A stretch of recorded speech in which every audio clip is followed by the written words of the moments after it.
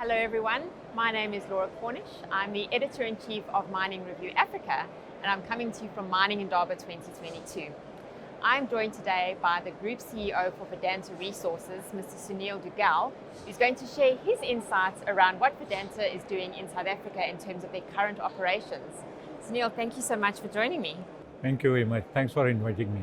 So Sunil, Vedanta Resources is a really large-scale global mining firm, but you do have quite a strong and active presence in South Africa. So won't you give your views on where the South African mining industry is at the moment?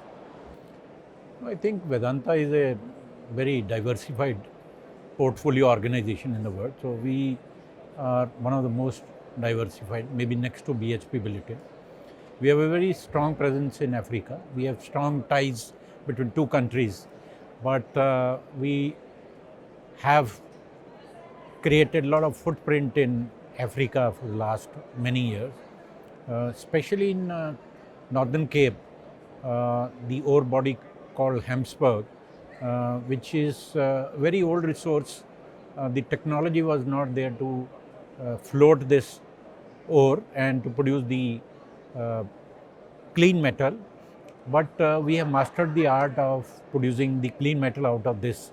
So as we speak, we have been able to stabilize our current plant, which we put up about 3 years back, and bring it to the rated production. But with the excitement of what we have achieved, we want to double the capacity, and we want to spend $1 billion there. We want to double the capacity to say around 600,000 tons, including Black Mountain and Gamsberg together. And we also have the intention to convert this into the finished metal. If we are able to do it, this will become the biggest integrated mining complex in the world, smelting complex in the world. Wow, that is incredible. Sunil, that's a lot of aspiration that you have for Gamsberg. Can you give me a time frame? When are you looking to do all of this? No, the second phase we have already ordered, and the EPC contract is awarded. So I think this facility will be up and running in the next 15 to 18 months time. And when this facility will be running, it will be one of the largest, not one of the largest, I would say, it will be the largest complex in the world to produce the mine metal. But in the meantime, we are on a blackboard, we are on a drawing board to chalk out our plan to convert this mine metal into the finished good. And I think we should be able to complete that plan in the next 3 to 6 months time. And as we do it, we'll be able to order this as EPC contract. And then I think the complete complex could be integrated and operational in say about 24 to 30 months time from now. Sure, that's amazing. So can I ask why the decision to make such another major investment in this operation? What was the motivating factor for that? Now the most motivating factor is that the entire African continent has to play a part in decarbonization of this world.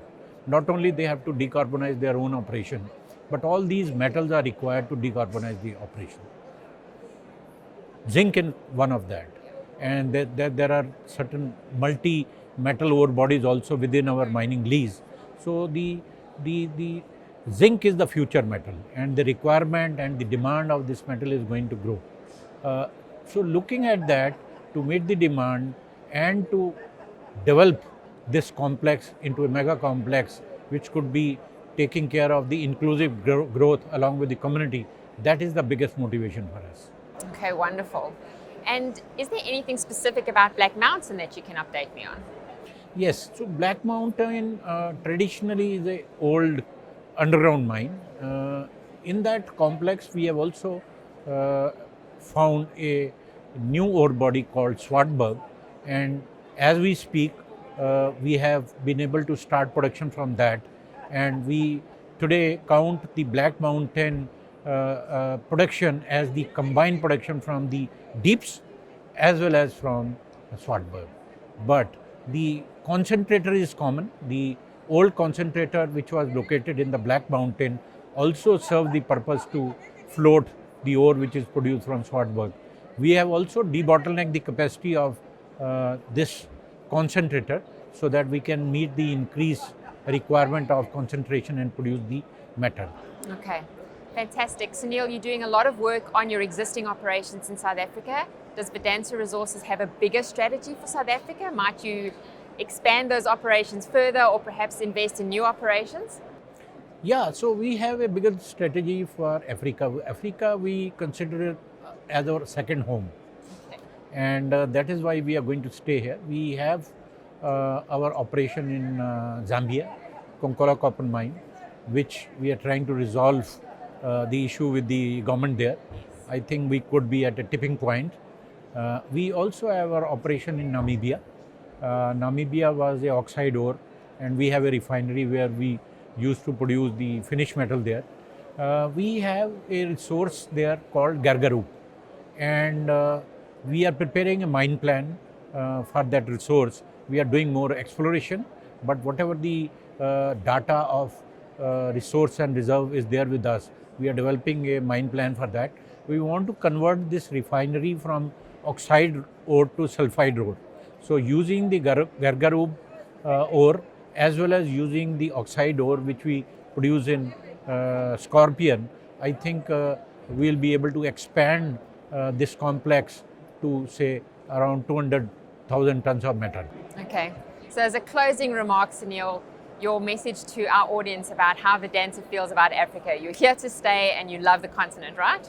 Absolutely. We have common ethos, common culture, and two icons, Nelson Mandela and Mahatma Gandhi, are the icons of the world. Excellent, Sunil. Thank you for joining me, and it's lovely to see the work that Vedanta Resources continues to do Thank in you South very much. Africa and Africa. Thank you very much. Very nice talking to you. Thank you. Thanks again for watching me and for joining me for Mining Review Africa videos. Be sure to stay tuned to miningreview.com for more. Cheers.